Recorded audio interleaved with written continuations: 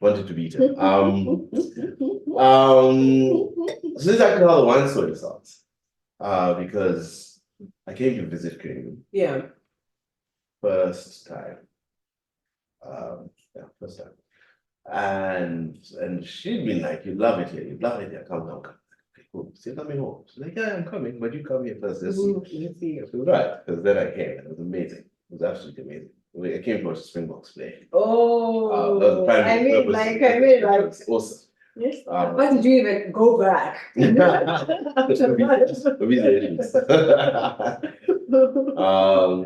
we came to watch the Springboks play here in Newlands. And then the game was in the afternoon, it was Saturday, and she said, "Let's go wine tasting." First. Now, there was context to wine because as it's spoken before, like with the folks and stuff. My mom drank wine, she wasn't good. There wasn't a lot of wine in Nairobi then, we weren't exposed to too much. But mom enjoyed wine, and Celaclass, no, Jostio, late harvest was the poison of choice. Okay. You know that 5 liter box. Dad wanted to invest mom get in a 5 liter box. Would go for a while, and probably the first wine that I really got into. But she didn't, and there's a bit of decorum always because there was, and she'd almost even by then had kind of put that watermark in my head that this box wine and it's better wine. It's better wine. This is what I drink every day. Yeah. And so for a special occasion, there's a wine called Black Tower. German wine. A German wine called Black Tower. Okay. Called Black Tower. And then I think the sister wine is called Blue Nun. I know Blue Nun. Yeah. and it was not someone was bringing them in then. And that was her special occasion wine. It was kind of a big deal wine. I mean, like now that I know a bit more about wine, I don't know its place in the hierarchy of the world of wine, but it was a big deal wine for us. You know, that was when you saw Blue Nun, No, Black Tower. I said that Blue Nun. Black Tower was everything. And so there was another, but like I was playing rugby then, like beer was everything. We drink a lot, but we never drank wine. Okay. At all. Nah. It was for women. I didn't say that.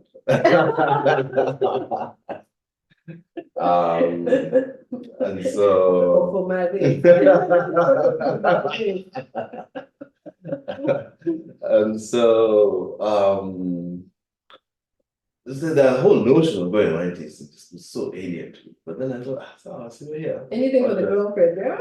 It's my home, let's do the Romans. Then I went to a farm. Bought a farm, and I've been there a few times since for different reasons, but meetings off. Just getting into Stellenbosch. Beautiful wine estates, many of the wine estates are really stunning. This particularly like this long oak line driveway, this old colonial mansion place. Well, like one of the first times I've traveled, like, oh my word, are you even in Africa? So and so the experience itself was overwhelming. And then this was like a very pivotal. I reference this moment forever as far as my wine story goes. But went to the tasting room to do the tasting. And the tasting room attendant then was like, "You must taste this wine. It's the Gewürztraminer." And when you taste it, it's going to taste like lychees, roses, and fruit. Now, in that context, check this guy. What did he try to sell me? Like, totally, how and I tasted it, and it did. And you know now the chef thing was important because you cooked, you had a reference in your mind to flavor, right?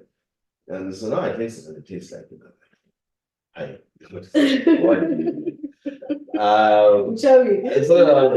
So maybe it's like it's not the wine, maybe they diluted something as a wine byproduct. Yeah, no, this is wine. This is what happens with wine. And wine always tasted like wine. So this was that was the first biggest night. Wow. So we got back in the car. No, this was just purely the curiosity of it all. So hey, you must tell me. Everything you know about wine. This was like thinking the wild. It's like what the hell?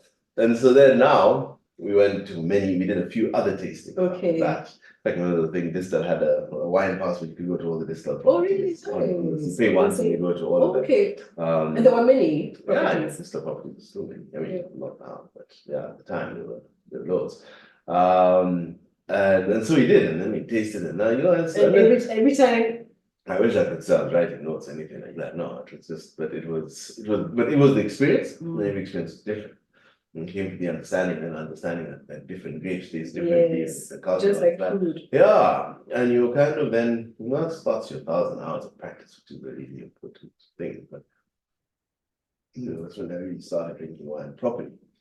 And so. What did you take home to your mom after that Good first question. visit? Wow, great question. I'm sure I would never remember. But probably might have been something like Niederberg, which she didn't know.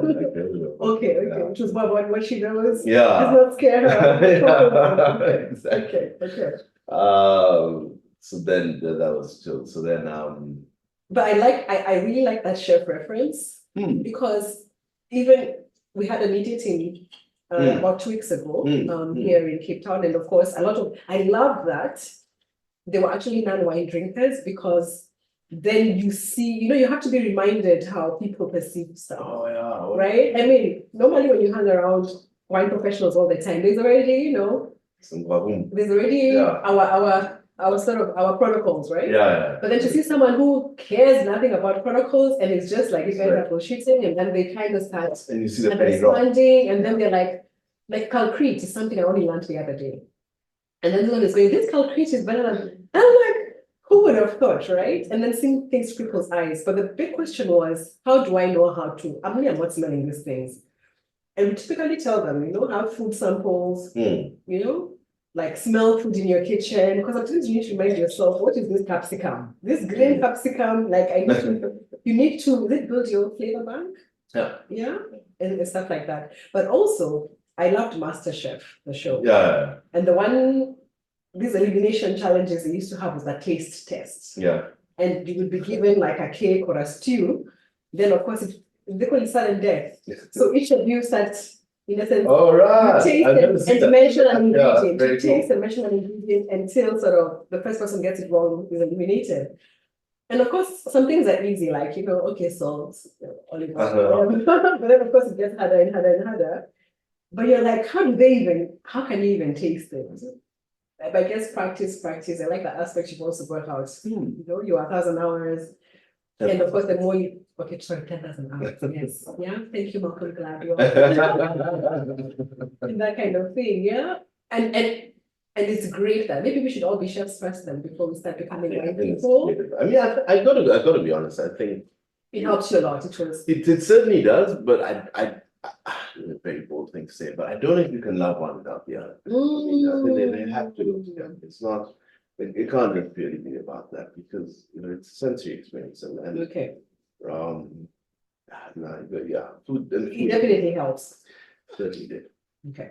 Certainly helped me in a big way. Okay. In a very big way.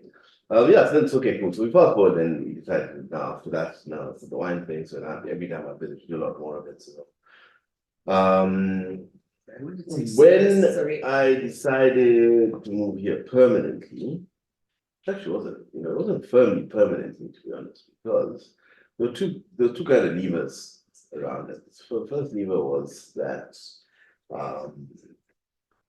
I was running these businesses, but like I had no formal business training at all. Okay.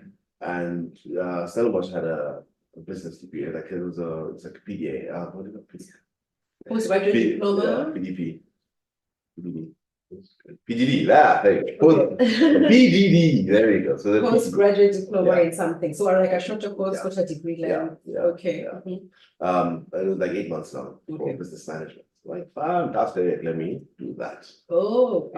Well, and so at the time, actually, Kim was doing her MBA. Okay. And it was modular, so she had 2 years of it. And so she was finishing her second year. So now they said, okay, cool, let's do this 1 year in Cape Town, scratch the itch, because we both wanted to live here. Okay.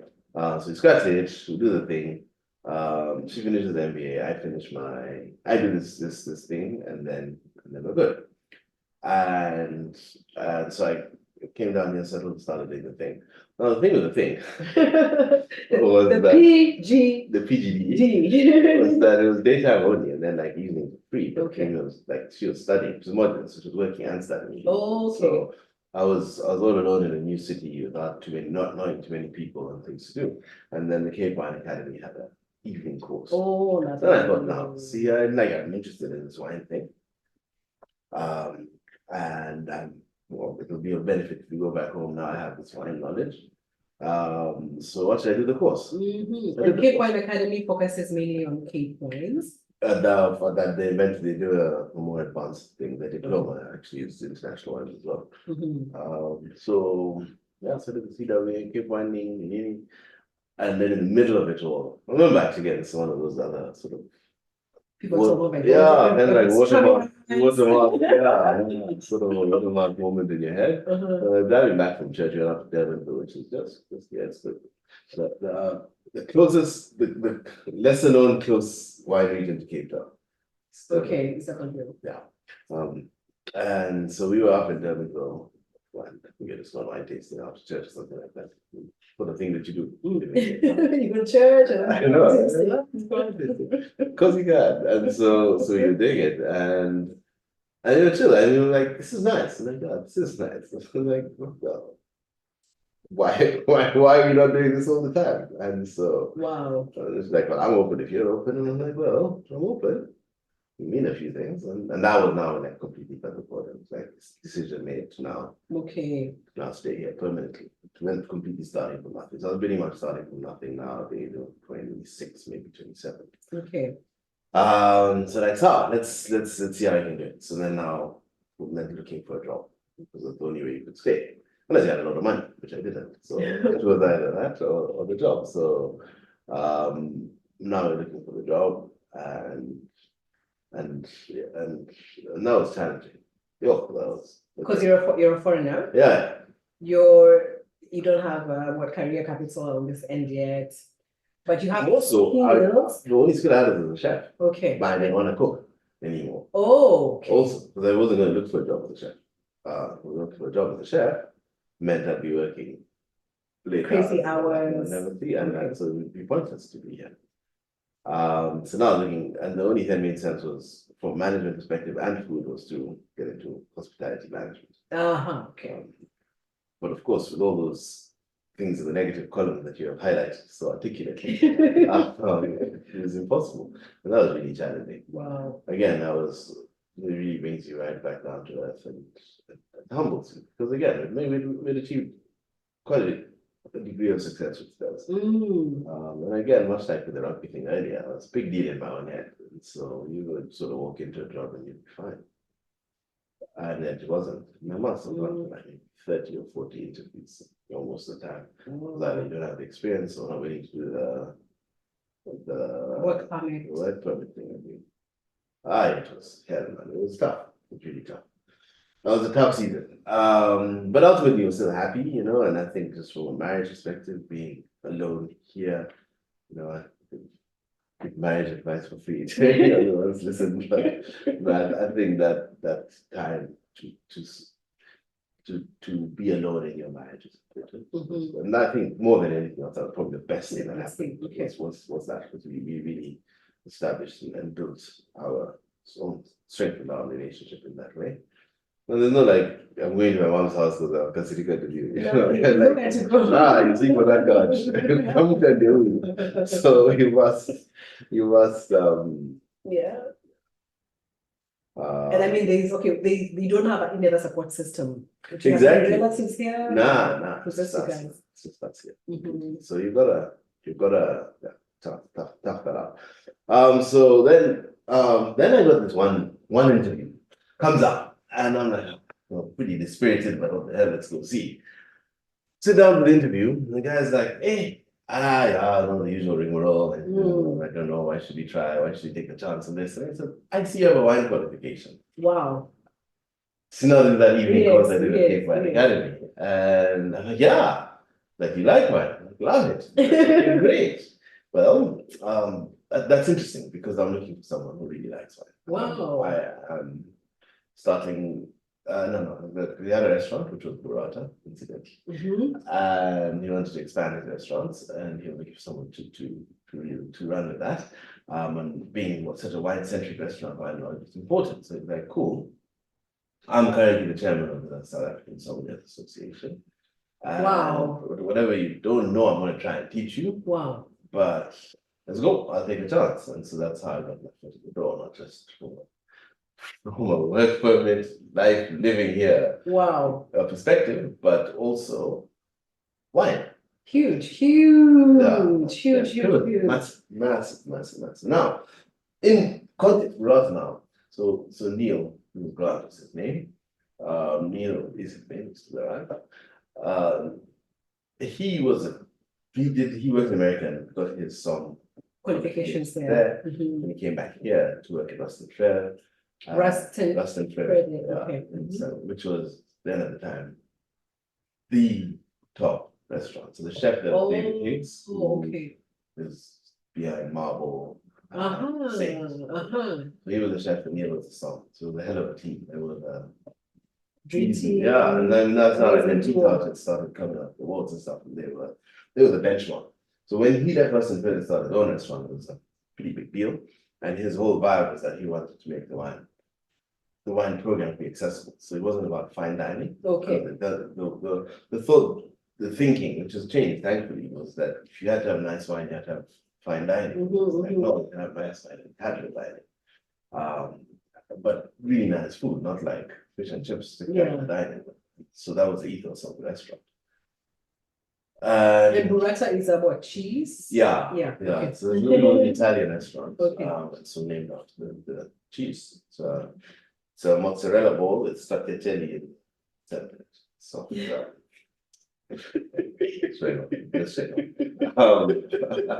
I got you. And what's cool about it, what's very is that you cut it, like the mozzarella protects it, and the stracciatella is like a ricotta. It's a cream. It's a soft cheese, and crumbly. No. It's literally like cream cheese. Okay. So when you cut it open, and it all oozes out. It's very cool. That was fun. That was now burrata. So that was now where I got into wine. Okay. And now aside from learning at its feet, which was really great, because of that standing, it was one of the restaurants that every wine salesperson. Now, believe me, I've been a wine salesperson, so I know that you need to get in there. Okay. You need to get your wine there. Your bosses are telling you, why is my wine? The investors are coming, why isn't there wine at the top? Because when they come to Cape Town, they want to eat. And of course, Burrata was next door to the Test Kitchen, which was the top restaurant in Africa for a very long time, which is obviously how we met. But now you're in that location. So exactly. it was highly sought after, and everyone wanted their wines there. Not just even the local, even international importers wanted their wines there. And so then even till now, you're like, cool, how do I get my wine on this wine list? Well, you talk to the guy who buys the wine. Or whoever's buying the wine, and get in with them, get in front of them, taste with them, they list your wine. Okay, so that was part of the decisions you were making? So eventually, yes. Okay. So that was it, because now gatekeeper became Spencer. And not Spencer. Exactly. French name didn't hurt. French name certainly didn't hurt too badly from that. But then now everybody wanted to get their wine there. And by this virtual working there, I was the guy who tasted. And initially I tasted a lot with Neil, and then of course as you learn, you cut your teeth, you start to taste by yourself, and you're doing more and more, and you're getting braver and braver, and you're starting to understand things. You'd be the guy silently in the back of the tasting, sipping, understanding, taking your notes, and suddenly you're beginning to learn more, and you're like, oh shit, okay, cool. Then you're beginning to get the confidence to mention opinion, ask a question, and you'd be seeing people every day. So it was a 6-day operation. And I used to taste pretty much morning hours. Of course, daily, but morning hours. And that was certainly the big advantage of living here, was that you're exposed to that. So literally almost every day, for a long time, I'll have a taste. And then, of course, then you have to be hungry, right? So whenever there's an opportunity, go, there's an invitation, go for this, go and see that, go and do that.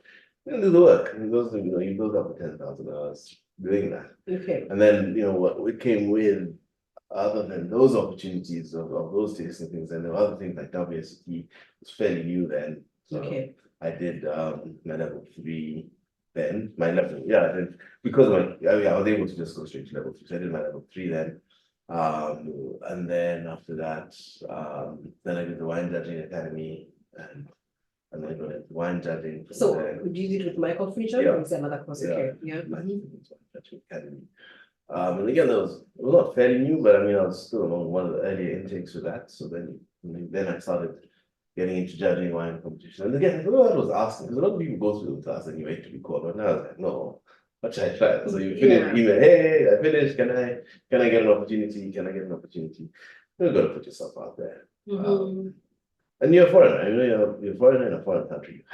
You have to have everything. Yeah, put yourself. you gotta, you do, and you gotta, and it's not comfortable. It's never comfortable, But maybe just very personal part of my own life and stuff is that I've always not quite belonged, as a Kenyan, not quite Kenyan, and have the indigenous language to fall back on, and as soon as like Kenyan, like, hey, what tribe are you? And you can't really answer. So so it's not tremendously uncomfortable for me. It's just it's practice that you've never really, so you have to. You're always a spare. Yeah, exactly. So you have to stick it. Yeah. You have to have the opinion. You can't just not. You don't just blend in. Unfortunately.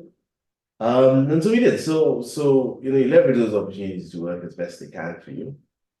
And so we got into the judge. Now this is now kind of your extracurriculars. So apart from running restaurants, then you do your judging on the side, and you do that, and you do your other studying on the side, whatever came up. And then I joined the Sommelier Association. Then got nominated to be part of the leadership team there. Okay. And again, that's one of those. You're nominated, you sit on it, and you can sit on your hands and do nothing, or you can do something with it. So cool.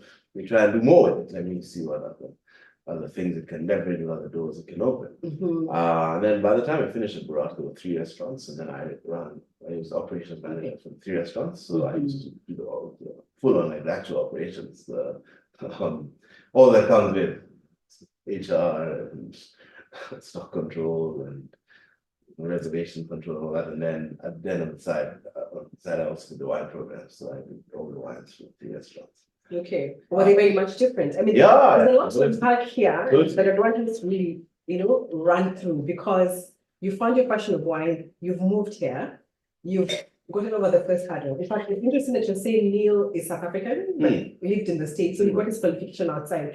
We always assume all South Africans have qualified here. You don't need to leave, because everything is in-house. I've always assumed that they're a wine country. And of course, a lot of us had our first sort of wine qualification in South Africa. I had to come here. And with Kathy also. Yeah, with Kathy also. But then it's funny because I lived in Johannesburg for 10 years, of course, working for government. My ex-husband, was a very big wine lover, and I think he was part of a wine club that used to come with a magazine and selected wines, right? So in essence, my wine culture was by association. Whatever was open, I drank. I wasn't interested where it was from or what. It was more, do I like, don't I like? That kind of thing. But now that I think behind it, it was like top range. And I mean, I've always liked dining out and stuff like that. So when I went back home, 2010, and in essence, Nairobi wasn't quite there yet. So I really miss that part about South Africa. So whatever opportunity I had to come back, like I wanted to go everywhere that sort of had been on my radar, like places spoken about, because now I didn't have it. And then you realize before, perhaps as a person living in South Africa, test kitchen, I guess the meal was how much?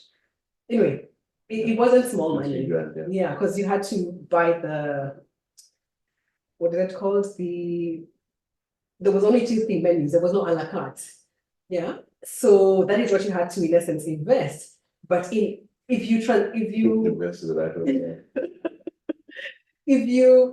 then think about how much we pay for the same in Kenya, this seems really cheap. And I mean, and I'm saying this, of course, I understand from a position of privilege, but then it's really memorable because again, you eat there once. You're not going to be there every time. Yeah. And so on the particular day we met, I mean, this has been on my cards. I'm finally in Cape Town. I'm going to drive there on some afternoon, and I'm going to have this dinner for my birthday, rather this lunch. And I walk in, and of course, number 1, they're not open for lunch, first and foremost. Number 2, are you out of your mind? They told me we open bookings every 6 months. Like in essence, look out for when the next window has been opened, and then you book. Yeah, so I was very, very disappointed. And of course, you're being told then go next door, but I'm like, I don't even know what this is. Unfortunately, it wasn't on my radar. Change your life. You know, and I mean, I don't think it was very busy also, yeah. But of course, I sat there, and I'm not sure when the Kenyan connection was mentioned, whether then they mentioned there's a Kenyan who works for us, or actually you're the one who came out, I'm not sure. But then, yeah, then we met. And I was like, oh, cool, a Kenyan, nice. What's the story with these people? I'm not really interested in being here. What happens in the test kitchen? When can I go there? Anyway, but that's where we met. So it's so funny that having known you now 10 years and all the interactions we've had, how our meeting was so. I know, right? Serendipitous. Yeah, totally. Anyway, yeah, but there you are. Yeah, burrata. I can't quite remember what I had or what I drank, but you saved the day. You saved the day. But perhaps if we go slowly. Yeah. You did the postgraduate diploma, Stellenbosch. You've done the Cape Point Academy. How long was that? How long did it take you? Both about a year. A year, right? Yeah. So then now you have the job. You're making decisions based on wine. You're tasting every day. You know, first learning curve, right? I think all your lessons from rugby. Yeah, absolutely. It all adds up, right? I mean, from all the business, everything adds up because it's like I'm starting from scratch again. I've been here before. Upskill yourself as fast as possible and build that muscle. Right? Yeah. Amazing. But then, did you have like a path? I guess the fact that Neil hired you, yeah, of course, the immediate thing is I want a job. But now that you're in the wine thing, did you actually have a plan of this is what I do, this is what I do, this is what I do? Or the things you're talking about? Then I went for WSET, or then I went for how did those fit in? Either a plan, projection of this is the goal eventually. I don't know. Do you want to do Master of Wine? Or was it kind of accidental? And I'm using the word accidental very loosely. No, to be honest with you, I'm not inclined that way. Okay. But I mean, you're a sportsman. We have 90 minutes. Yeah. You're gonna be defense in the first one. We're gonna be offense. I think I was a very successful sportsman, to be honest with you. No, man, I'm not a long-term planner. Okay. I think it's probably a better way to put it. I'm a pretty decent short-term planner. I like arrange things on what I can see, and sort of see how it's heading towards you. But I've never been a long-term planner. Okay. I think if you expect very little, you don't leave a lot of room to be disappointed. Okay. I think that's probably. And yet you're being given all these responsibilities and you're in this position of influence. But I think if I summarize it in 3 words, what shall we try? Okay, what shall we try? Oh yeah, which is sort of a finish. See this one through, and then we see kind of what you. Okay. I think like life just gives you these tools to put into your toolkit. Never know when you're going to use it. Put it there, and you forget about it. You find yourself in a situation one day. I'm actually prepared for this. I've actually seen this before. I've actually played out the situation. So for a lot of people, there's no right or wrong way. You get the tool with a purpose in mind. Sure. I need to have this because I'm going to need it later. Okay. That's great. I don't know. I don't think that way. I kind of think so horizons are broad. Okay. And everything happens for a reason. Okay. Like I was supposed to meet you 10 years ago. Whatever. And here we are. And I mean, it's not. I mean, you've had so many engagements in this time. And, you've opened doors for me. I've opened doors for you. There's been a lot of positive energy and interactions in our interactions. Yeah.